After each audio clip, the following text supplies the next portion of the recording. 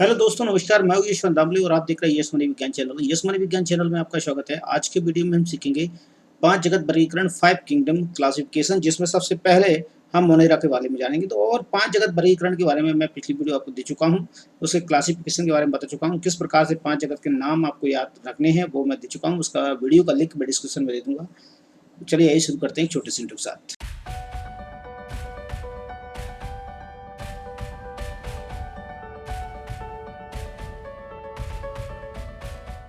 तो सबसे पहले हम देखेंगे मोनेरा। मोनेरा जगत यहाँ पर देख रहे हैं, तो मोनेरा जगत यहाँ पर आपको दिखाई दे रहा है। मोनेरा जगत में प्रमुखता लक्षण देखा जाए तो ये प्रोकैरियोटिक जगत कहलाते हैं, अर्थात ये प्रोकैरियोटिक कोशिकाओं का जगत कहा जाता है। ठीक है ना, किंगडम और प्रोकैरियोटिक किसे कहा जाता है। सबसे मुख्य लक्षण इसका जो पहला लक्षण आपको दिखाई दे रहा है, तो यहाँ पर सबसे पहला लक्षण है एक कोशिकीय होते हैं, अर्थात ये केवल यूनिसेल्युलर होते हैं, एक ही सेल के बने होते हैं।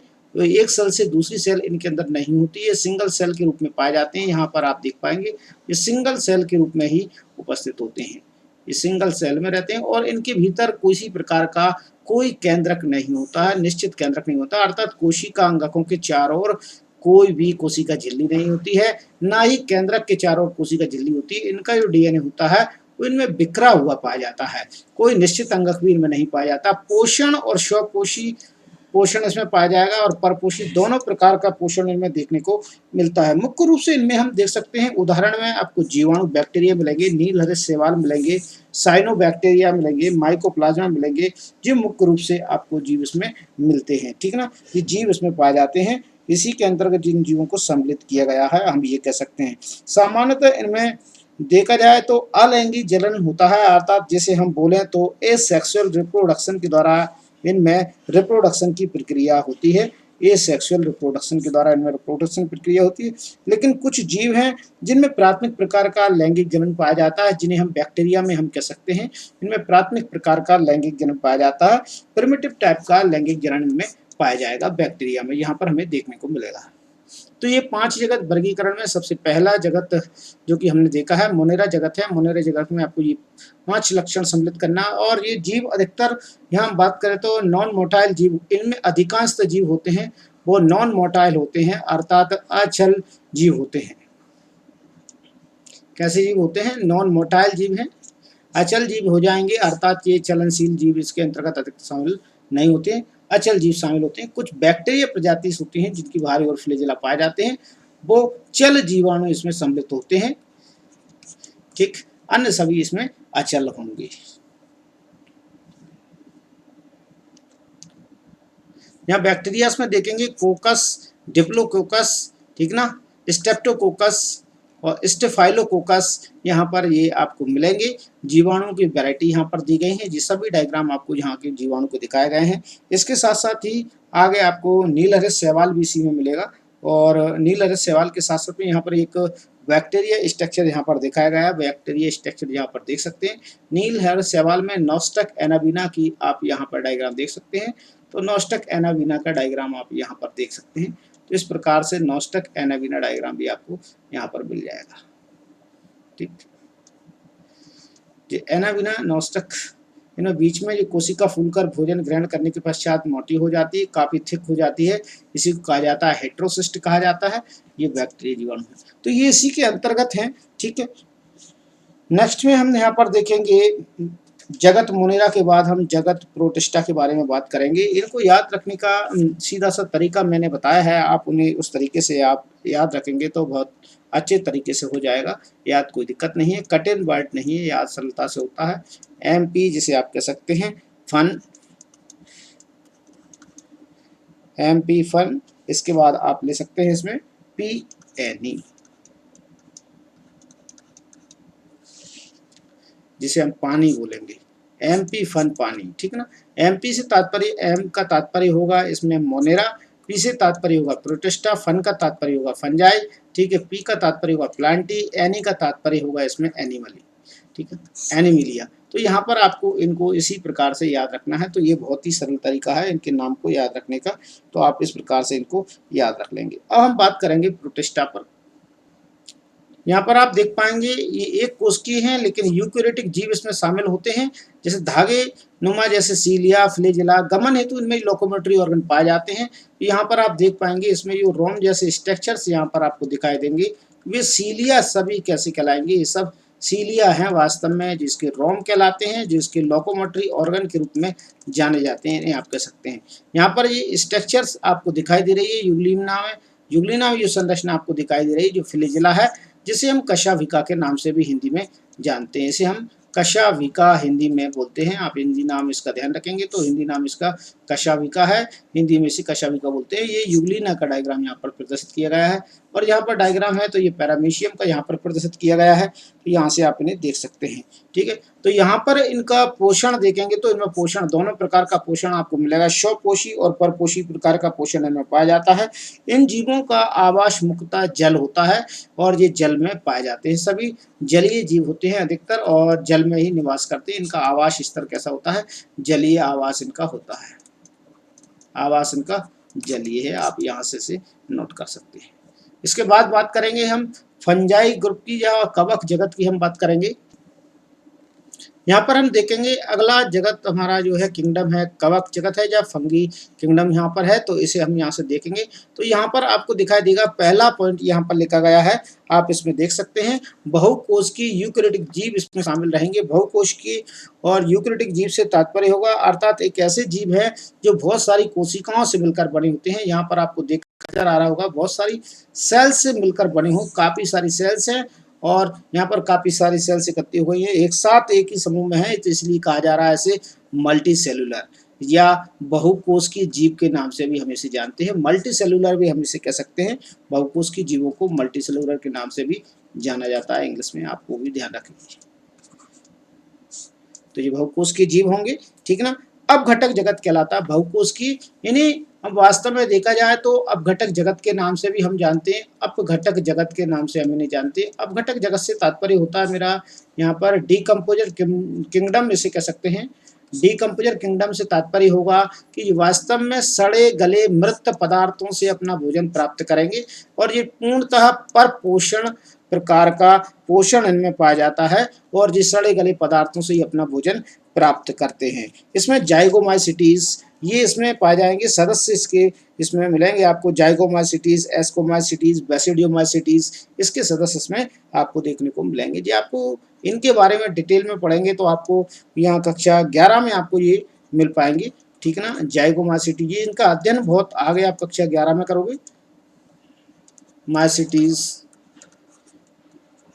ठीक है, बेसिडियोमाइसिटीज, तो इनका अध्ययन भी आप कक्षा 11 में ही करोगे ये सारा। केवल अभी मैं आपको इनके उदाहरण के तौर पर नाम बता रहा हूँ, तो बेसिडियोमाइसिटीज ये सारे उदाहरण वास्तव में आप इन्हें लिख सकते हैं, और ये उदाहरण में ही देने के लिए मैं आपको यहाँ पर बता रहा हूँ। तो सिटीज आपको यहाँ पर लिखना है, ठीक। तो यहाँ से आप इनके उदाहरण लिख सकते हैं, और यहाँ पर उदाहरण लिखें आप, एस्परजिलस है, पेनिसिलियम है, एग्रिकस है। तो यहाँ पर एग्रिकस ये आप जानते ही होंगे, एग्रिकस आपने नाम सुना होगा, तो ये नाम आपको वास्तव में मिल जाएगा, मशरूम के नाम से चलता है। तो मशरूम कहा जाता है इसे, और मशरूम वास्तव में भोजन के रूप में भी खाने में इस्तेमाल की जाती है।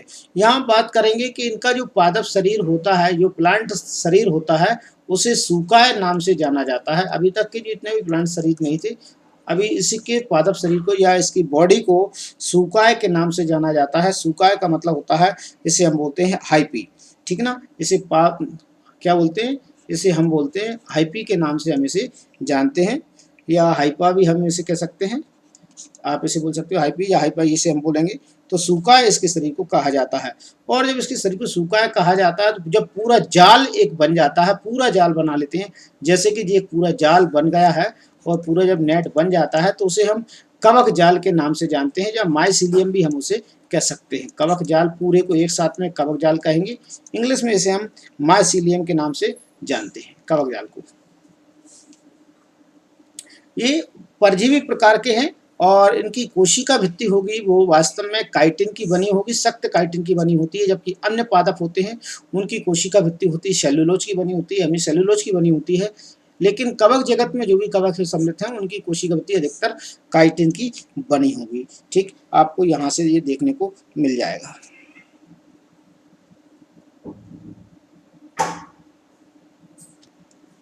अब नेक्स्ट में देखते हैं चौथा जगत हम यहाँ पर देखते हैं प्लांटी जगत है चौथा, जिसे हम कहते हैं पादप जगत। तो पादप जगत के मुख्यतः लक्षण आप देख पाएंगे। तो पादप जगत का मुख्य लक्षण क्या है, ये यूकेरियोटिक कोशिका वाले होते हैं। सभी पादप इसमें मिलेंगे आपको, प्लांटी जगत में आपको मिलेंगे। बहुकोशिकीय हैं, ये सभी यूकेरियोटिक हैं। यहाँ पर आपको देखने को मिला बहुकोशिकीय होने का मतलब है बहुत सारी कोशिकाएं एक जीव में पाई जाएंगी और ये यूकेरियोटिक प्रकार के हैं। तो इनमें वास्तव में देखा जाए तो केंद्रक भी मौजूद होगा। केंद्रक के साथ साथ में अन्य कोशिकांग भी इनमें उपस्थित होने लगते हैं, अर्थात ये थोड़े विकसित हो जाते हैं। और यूं कहेंगे कि इनमें सबसे मुख्य बात होती है क्लोरोफिल उपस्थित हो जाता है, जिसके कारण ये स्वपोषी हो जाते हैं। क्लोरोफिल क्लोरोप्लास्ट के रूप में भी इसमें पाया जाता है। तो ये स्वपोषी प्रकार के जीव हो जाते हैं, ठीक है ना। इन्हें हम वास्तव में बोल सकते हैं, तो इन्हें हम इस श्रेणी में रखते हैं, इन्हें हम पादप श्रेणी में रखते हैं और इन्हें हम पादप कहने लगते हैं। इनमें आपको पादप में आपको शैवाल मिलेंगे। शैवाल में आपको मुख्यतः जो शैवाल मिलते हैं इसमें लाल, भूरे, ठीक, लाल, भूरे और हरे शैवाल आपको देखने को मिलेंगे। यहाँ से आप ये देख सकते हैं। और इनमें मुख्य रूप से ब्रायोफाइटा सदस्य भी इसमें मिलेंगे, ठीक।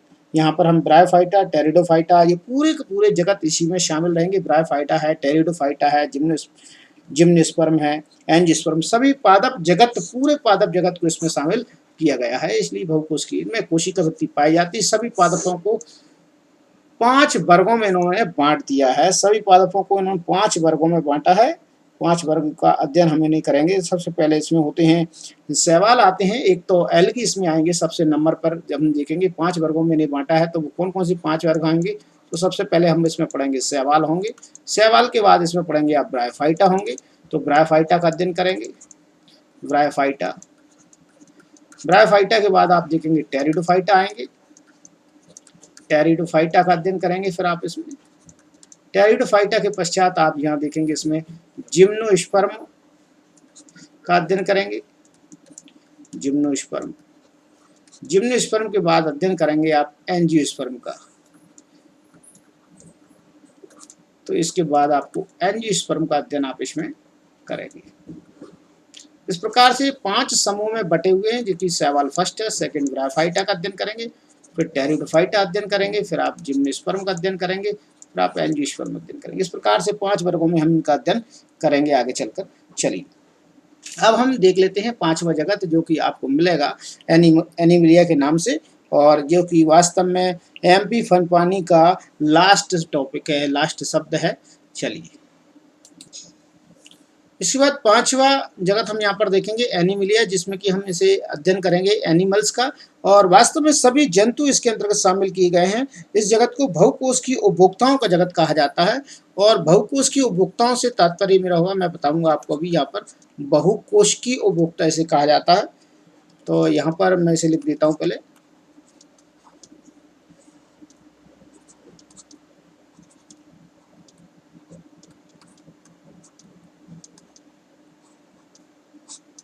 इन्हें बहुकोश की उपभोक्ता कहा जाता है। बहुकोश की उपभोक्ता का मतलब ये होता है कि बहुत सारी कोशिकाओं से मिलकर बने होते हैं। बहुत सारी कोशिकाओं से मिलकर बने होने से तात्पर्य अनेक कोशिकाओं से मिलकर बने हैं, और साथ साथ में उपभोक्ता का कार्य करते हैं। उपभोक्ता से तात्पर्य होता है उपभोग करने वाले, अर्थात जो अपना भोजन स्वयं नहीं बनाते हैं, दूसरे जीवों से अपना भोजन प्राप्त करते हैं। इन्हें परपोषी कहा जाता है। और इनमें देखा जाए तो जंतु समभोजी पोषण इनमें पाया जाता है। जंतु समभोजी का मतलब होता है, जिसे हम कहें तो होलोजोइक पोषण इनमें पाया जाता है। जिसे आप लिखेंगे तो आपको इंग्लिश वर्ड में इसे आप होलोजोइक लिख सकते हैं। जंतु सम पोषण इनमें पाया जाता है, या प्राणी सम पोषण भी हम इन्हें कहते हैं। तो ये पोषण इनमें पाया जाता है। इनकी कोशिका भित्ति अनुपस्थित होती है, क्योंकि इसमें सारे के सारे एनिमल सम्मिलित हैं, जंतु सम्मिलित हैं, और जंतु में कोशिका भित्ति नहीं पाई जाती है। इसमें वास्तव में देखा जाए तो प्रोटोजोआ संघ से, यहाँ पर हम प्रोटोजोआ की बात न करते हुए साथ साथ में स्पंज से लेकर बात करेंगे, क्योंकि बहुकोश की जीव इसमें शामिल हैं। तो स्पंज से लेकर इसमें स्पंज समूह जिसे कहा जाता है पोरीफेरा संघ से लेकर कॉर्डेट समूह तक के जंतु शामिल हैं। पोरीफेरा का मतलब है जो कि सबसे निचले स्तर के जंतु हैं, पोरीफेरा संघ के, वहां से लेकर कॉर्डेट तक के जंतु इसमें शामिल हैं। जहां पर ये जंतु आपको दिखाई दे रहा है, ये कॉर्डेटा संघ का जंतु है, जिसमें रीढ़ की हड्डी पाई जाती है, ठीक ना। तो ये सभी प्रकार के इसमें जंतु शामिल रहेंगे पोरीफेरा इसमें आएगा मोलस्क आएगा, सिलेंट्रेट आएगा, आर्थ्रोपोडस आएगा, एनिलिडस आएगा, इकाइनोडर्मेटस आएगा। तो ये सारे के सारे जंतु इसमें शामिल रहेंगे क्योंकि इनमें बहुकोश की स्तर का संगठन पाया जाता है। कोश की, ऊतकी और शारीरिक आकृति के अनुसार इनमें विभेदन भी किया गया है। आगे चलकर इनको डिफरेंशियल भी इनमें बताया गया है। इनमें जनन का मुख्य आधार हो जाता है, लैंगिक जनन के आधार पर ये जनन करने लगते हैं। तो यहाँ से आपको ये पांचों ग्रुप के बारे में जानकारी मिल चुकी है। इसके बाद इनका डिस्क्रिप्शन आगे दिया गया है। तो अगली वीडियो में मैं इनका वर्णन आपको डिटेल में बताऊंगा, किस प्रकार से जंतुओं का वर्णन होगा और पादपों का वर्णन हम किस प्रकार से इसमें पढ़ेंगे, जिसमें कि शैवाल पढ़ेंगे, फिर ब्रायोफाइटा पढ़ेंगे, फिर टेरिडोफाइटा पढ़ेंगे, क्रम से पढ़ेंगे। जंतुओं में भी हम स्पंजी पढ़ेंगे, पोरिफेरा पढ़ेंगे, सिलेंट्रेटा पढ़ेंगे, सभी के लक्षणों के बारे में हम जानेंगे क्रमशः।